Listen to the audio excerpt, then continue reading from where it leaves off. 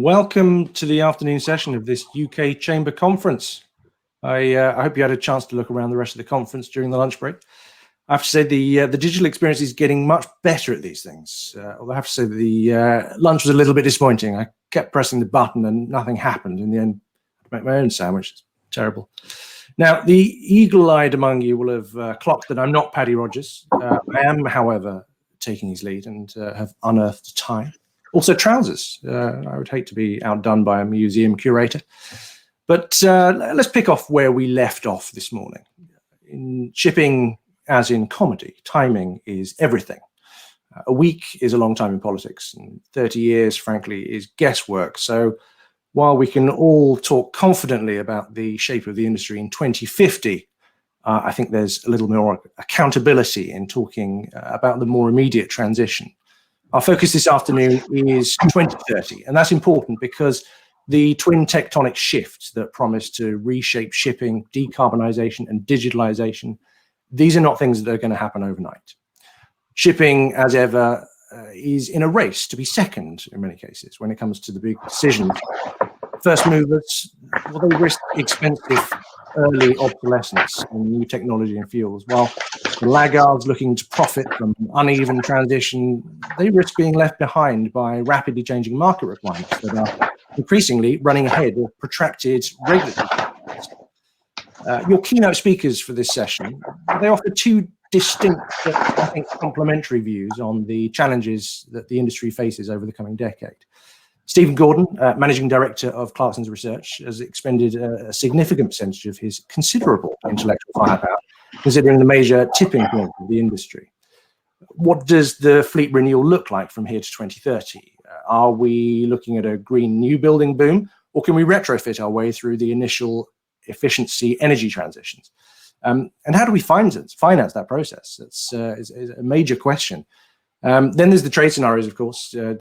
Does a return to more predictable politics from the White House mean that rumours of globalization's demise might have been overplayed, or should we still be concerned about shifting supply chains as the world reverts to nearshoring and security of a little less globalization in their chains?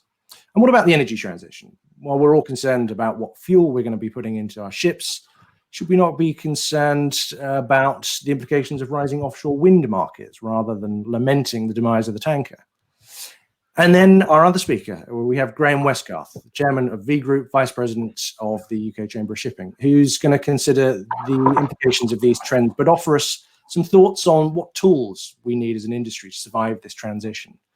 We talk of digitalization, of course, and the rise of AI and new fuels like they will be a single choice. But the reality is we're going to be looking at a difficult transitional period laden with many different decisions and a lot of different risks. So what are the tools we need as an industry, and how are we going to manage that transition from siloed testbed technology to scaled integration? And of course, the big question, what about the people? What skill sets do we need from our workforce at sea and on shore? And how do we support the changes that we are going to require as an industry? Just a few questions, all to be done in the next 30 minutes. So no pressure, guys. But Stephen, let's start with you, if that's all right. We're looking to 2030. We know that fleet renewal decisions and financing decisions are there to be taken. But as we heard this morning, there's a lot of complications. These are not easy decisions. Start us off by taking us through the dynamics shaping those decisions, if you will. Well, thank you, Richard, and thank you to the UK Chamber for the invitation to speak today. I'm delighted to put forward some views and thoughts. Well, firstly, we're really just at the start of this huge, almost unprecedented fleet renewal program that we believe is going to ramp up quite significantly as we go through this decade. But at the moment, as I think was sort of outlined this morning, we're still facing sort of two opposing dynamics. Firstly, we are under growing pressure for action. We understand the challenge that we have. Shipping is around 820 million tons of CO2 emissions a year at the moment. That's about 2.4% of global emissions. And we shouldn't forget, I always like to mention this, we shouldn't forget that shipping is the most carbon efficient mode of transport. It's 3 times as much as rail and 9 times as much as truck. So that is something that's worth remembering. But 820 million tons and 2.4% of global emissions is a major target, and clearly there is a dramatic call for action. Even prior to COVID, it was one of the biggest issues in town. I think for a while, perhaps at the early stages of the pandemic and economic recovery planning, very focused on perhaps cheaper oil and gas and employment, but actually it's been the opposite. I think the regulatory and policy timetable has accelerated both during and continues today. And the IMO measures with short-term measures to 2030, the Sea Cargo Charter, the EU with its ETS, the new administration in the United States, China and its net zero in 2060. So, one clear driving force is that we have an acceleration of the demand for action to reduce greenhouse gas emissions generally and CO2 specifically. On the flip side, we have timing and technology. And I think Richard mentioned this in his introduction, shipping is full of first adopters that have come out badly when it comes to resale values or earning potential for their assets. So timing and technology, not just the market timing cycle that shipyards and suppliers and ship owners have to deal with. And actually, just out of interest, we're seeing that at the moment. The container market is incredibly firm, as I think many people know, with almost record freight rates. We've seen nearly 1 million TEU of container ship new buildings so far this year, probably with another 1 million TEU to come. Very much driven by a market cycle spike. So, but in addition to that, we have the uncertainty around technology and fuel. Actually, we've developed an intelligence series called Fueling Transition, because fuel is absolutely at the heart of this. 1 ton of fuel, 3 tons of carbon dioxide. And so, the technology choices we make around that propulsion piece are going to be absolutely critical and very difficult as we go forward. The idea of our Fueling Transition intelligence series was, in part to understand that technology take up, but also to understand, where we, the regulations themselves and the policies from a commercial perspective, not just a technical perspective, because we've got to manage this coming decade, the commercial risk, not just the technical risk. And we also feel, which I'll maybe talk about in a moment, that the fleet renewal process will not be an even process. It will be, I would say, very uneven, in fact. And that, we believe, has implications for the supply-demand balances in the markets, asset values, earning potential. I'll maybe talk a bit about that in a moment. Today, just under 4% of the fleet by tonnage is alternative fueled. It's about 1% in numbers. And on the order book, it's about 29% of tonnage. So we're getting a little bit of traction, particularly in LNG as a fuel. Personally, I do feel that LNG has a role to play as a stepping stone towards the long-term decarbonisation scenarios. Of course, we're very aware of the pros and cons. We know that the engine builders are making great progress with reducing methane slip, but I think all of the solutions in terms of alternative fuels, and I think LPG is the sort of second leading alternative fuel at the moment. We've got about 50 new buildings that are using LPG as a fuel. We've got new buildings, hydrogen, battery hybrid, ammonia, methanol, biofuels. For what it's worth, we in fact did a survey of some of our equipment supplier and class society shipbuilding clients and friends 6 months ago. The sort of survey told us that by 2030, the top answer as an alternative fuel uptake was LNG, and by 2050 it would be hydrogen. We'll see, but I do believe that if you believe in transition, then perhaps we have to look to some of these stepping stone technologies. I think the other thing that we've spent quite a bit of time looking at is Of course, the new building option stands out as on fleet renewal, but I think the retrofitting of technology, and we have about 4,000 ships on our database with a significant energy saving technology. Of course, some of that is propeller ducts and exhaust gas economizers, but lots of very novel and exciting technology like Fleckner rotors, air bubble lubrication around the hull, rigid sails. And I think if we remember the demographics of the world shipping fleet, that shipbuilding boom that we had in 2010, 2011, in fact, 50% of world tonnage is between the ages of 5 and 15 years age. That's a relatively young asset from a shipping perspective. We're used to our assets lasting 25 years. We've also invested quite a bit into analysing the ship repair market. So I think we do feel that retrofitting is something that's going to ramp up very significantly. And I think in a way the IMO 2030 short-term measures add to that flavour a little bit. So I'm sitting on the fence a little bit. It's going to be new buildings and retrofits. The financing of that, we did some calculations a little while ago now, where we thought that as much as $1 trillion of new building orders would be needed by 2030 in order to facilitate this fleet renewal program. And where that finance will come from, I think, is also a challenge. I know my colleagues in Clarksons Plc Securities, Eric Hellberg and his team, and also on our structured asset finance team with Sean Allen, the financial landscape is very different. There is less finance capacity. There's less European ship finance institutions involved. There's more Chinese leasing.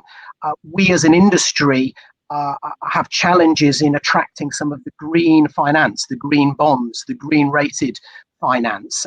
So there's a lot to be done on the ships, on the ports. The traditional ship finance model doesn't lend itself particularly well to retrofitting of equipment. We saw that with the scrubber financing.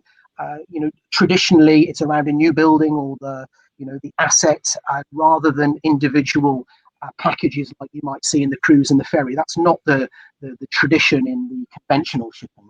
So I think financing is an area that we do believe needs more of it, and more creative thought about how that is accessed and how shipping perhaps changes its profile a little bit to attract this session, the finance that's needed. And Richard, just a couple of final comments on this sort of fleet renewal to 2030. Again, we don't believe this process will be an even process. We start today with a 31-year low on the new building order book. Low fleet growth can be good for the markets. Slow steaming, which we think may be one of the measures that is used over the coming decade, that may create tightness in markets.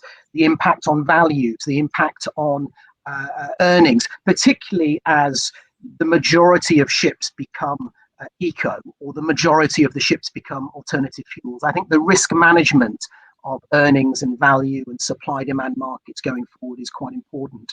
And my last comment on preparing for 2030 around fleet renewal, I think it's the language of emissions. We've had a big debate or sort of learning process within Clarksons. Nearly all of my colleagues can tell you what a capesize can earn.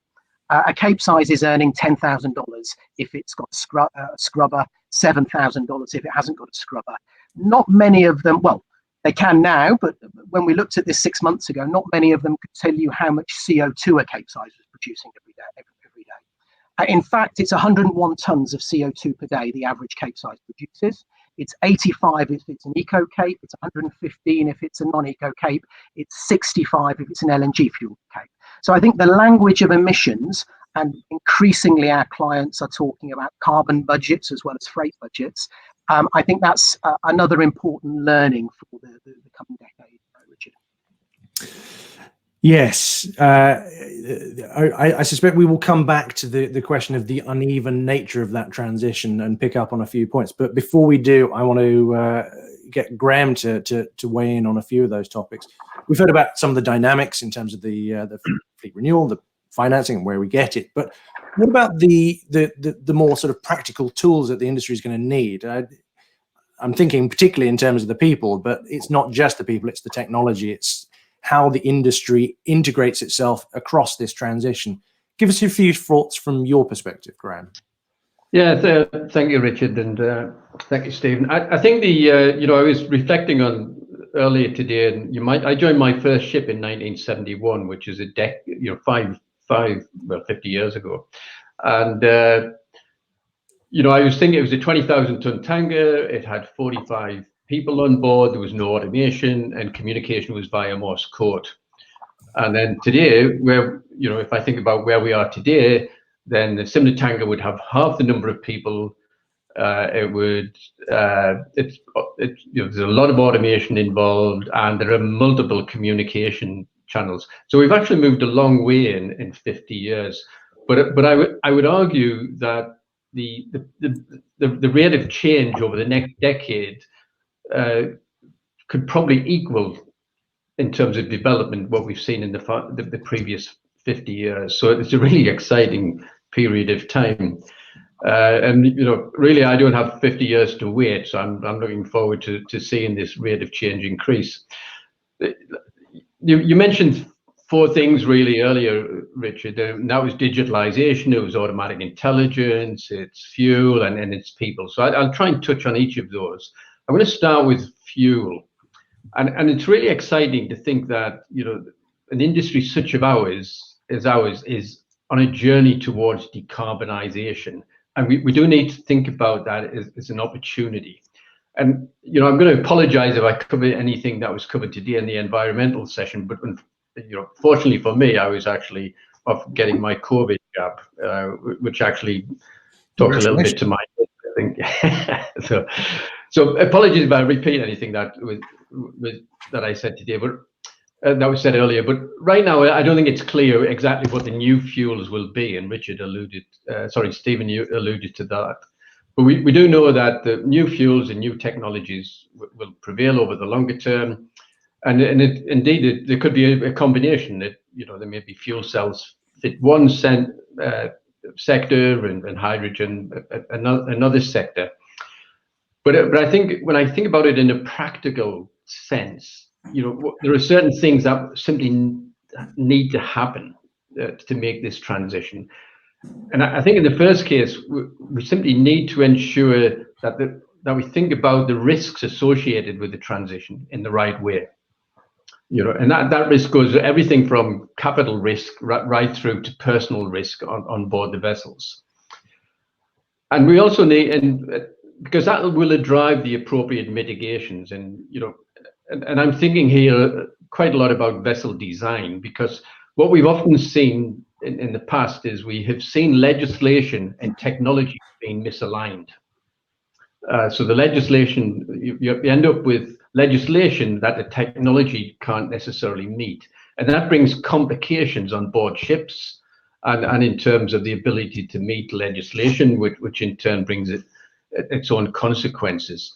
So I think it's really important that the equipment manufacturers, the shipbuilders, and basically the legislators, as well as the operators and owners, really work together in thinking about what are the optimum solutions, and because we can't put people at risk, we shouldn't put people at risk. And which also brings me a little bit onto the people side of that, is we do need to consider, as we adopt and put this new technology on board, what is the actual impact on the crews. If you think about scrubbers, we put scrubbers on ships, but actually that adds additional workload.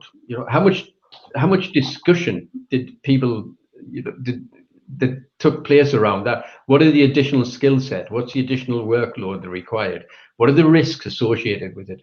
All of that kind of goes on in the background, but my view is it needs to be much more front and center. So if I kind of move away from the fuel and talk a little bit about the digitalization and the automatic intelligence, and I'll talk about those in the same context. If I think about the opportunity we have now, where we can harvest data, at the same time we have equipment which is highly autonomous, and there's more and more introduction of automatic intelligence. And all of that can be actually put together to optimize the utilization of our assets. And in some instances, it's happening. There are some highly automated ships out there now where, the engine data is flowing and it's been analyzed and it's being used to actually optimize the equipment. But I think we're still in the infancy of how we harvest data, how we segment it, and then how we use it to drive decision makings. And when I think about it, it's not just a practical, from a practical viewpoint. I'm also thinking, if you think about Amazon and how it uses data to actually develop different business models, so if you think about trade routes going forward, and how you optimize supply chains, all of these things are opportunities that the industry, I think, can avail itself of. So I'm really optimistic about the opportunity, but there are certain things that we need. I think first of all, we need connectivity. None of this works unless you have really solid connectivity, and we do have that, but it's expensive and it needs to be improved. We also need, people talk about autonomous ships, and my response normally is, well, that's great until it goes wrong, and therefore, what you need is reliable equipment, and I would argue that the reliability of our equipment on ships now isn't as robust as it needs to be if we want to take advantage of the evolving technology. And I think the final thing is we need to really think about the people in our industry, and what skill sets we need. If you think about, to use an example, in V.Group now, we have a digital platform that we've developed over a number of years. We now are employing people who have PhDs in the data scientists, and we're going to see more of that. So ahead of us, I think, is this dialogue around what needs to be done on a ship versus what needs to be done on shore. In fact, what skill sets do we need? Because it'll be more about if we can crack the reliable equipment, it's more about using the analytics from the data we get to optimize the asset.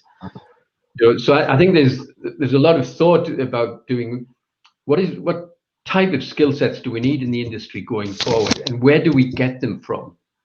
Because if the potential of having a decarbonized industry, which is basically fueling the world, or driving the facilitating world economy, and it's using data to really optimize every part of the business, then we should be able to position the industry to attract some of the best people that are coming out of schools or universities in the future. Yeah. So lots of opportunities, but it requires certain practical elements to be in place. Mm. And I think, between the two of you, what you have described there is the need for, a much more holistic view of these things. These decisions that we're taking cannot be taken in isolation. The shipping industry and its integration into the global supply chain is part of a series of decisions. And I personally wonder how much agency the shipping industry, as we know it, is going to have in making those decisions. And I want to come back to you, Stephen, in terms of that phrase you use, an uneven transition in terms of some of the decisions we're taking, because if we look at the trajectory between here and 2050, we're looking at 2030 for the purposes of this conversation, but how we get there is going to be uneven. There are going to be people who are going to try to get over the line in terms of efficiency using current technology. There are going to be people who take the LNG route, and there are going to be people who are frankly taking bets in terms of flexibility, hedging their bets in terms of where they can go. In terms of your scenarios around that, distance between here and 2030 and beyond, what's your best guess in terms of how far the retrofits get us, And when do we see a new green building boom effectively hit the yards? Yeah, and understood. I think at the moment, there are very exciting new building projects happening at the moment and being signed up, this year. And most of that is for big ships, sponsored by big cargo, either on the mining side or the oil side or on the liner side. And they're dual fueled, but also with a host of energy saving technology. So elements of that are happening already. It's such a difficult one to know when that timing will come. I do think, perhaps if we reflect on the single hull to double hull changes, what happened with scrubbers, they're not exact parallels. This is a completely different scale, but you do reach tipping points where these things can change and happen very quickly. Once the industry gets comfortable with the technology and the risks involved. I personally, as I think I mentioned earlier, I think stepping stone fuels such as LNG, I feel need to be part of the story. But all the time, there are such exciting developments going on the technology side that offer real opportunities for shipyards and suppliers to differentiate their products in a way that was perhaps more challenging in the past. I think shipping has an opportunity through this decarbonisation to start adding value more and capture a lot of the digitalisation development that Graham mentioned. As ever with these conversations, we never have enough time to actually cover all the details. But one of the things I did want to get to, if we can just have the last few minutes with you, Stephen, is that that trade piece. Because, as I say, we're making these decisions as if, we have, some command over this. There's very little that the shipping industry gets to decide about what's coming its way in terms of demand. So give us a quick view in terms of the trade scenarios that you're looking at. The whole sort of long-term globalization projects is probably not as solid as we once viewed it. And where do we stand in terms of nearshoring and reshoring and those scenarios in this decision? Of course, I mean, ship owners are in many ways paid to take the risk on the world's future transportation needs. We're moving 11.5 billion tons at the moment, and where that will be in 2030 and 2050 is the risk that a lot of ship owners take. Watch out for surprises. I mean, 10 years ago, we were quite pessimistic about trade. We'd just come out of the financial crisis. We added 3 billion tons of trade. That was more than in the booming 2000s. So going forward, I think this decade, you're going to start to see the impact of the energy transition. 40% of all seaborne trade is energy. We're very optimistic about cargoes like LNG and LPG, a bit more neutral on oil. But when it comes to coal, for example, it's difficult to see growth, perhaps even contraction as we go towards the end of the decade. For what it's worth, our scenarios tell you we might get another 2 billion tons of trade this decade.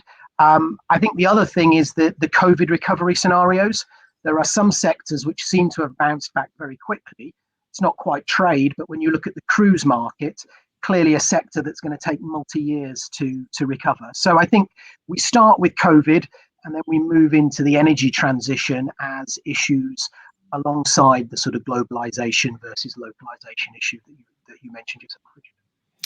Well, happily, we have some breakout sessions coming our way, and I know that cruise is one of them, where no doubt they will be discussing the significant order book and lack of customers that they currently have. So it's likely to come up, I suggest, in the session. I am under strict orders to make sure that we stop talking at past. And by my clock, yes, there we go, Peter. He has appeared to tell us we need to get off stage. But before we do, I would just like to say thank you, Stephen and Graham, for a very interesting discussion. No doubt it'll be picked up in some of the sessions, and I'll be back in the plenary to hopefully reflect some of those views later. But for now, over to you, Peter. Thank you. Thanks very much, Richard. And thanks very much to the keynote speakers, Graham Westgarth, V.Group, Stephen Gordon from Clarksons, and Richard Meade very graciously agreed to moderate it. Thank you very much, from Lloyd's List, and sponsored by Bureau Veritas. So we're now moving into the breakout sessions this afternoon, which follow a very similar pattern to this morning, but there are more sessions. For those of you who perhaps haven't logged in until this afternoon, there's a sessions button on the left-hand side, so the left-hand side of your screen.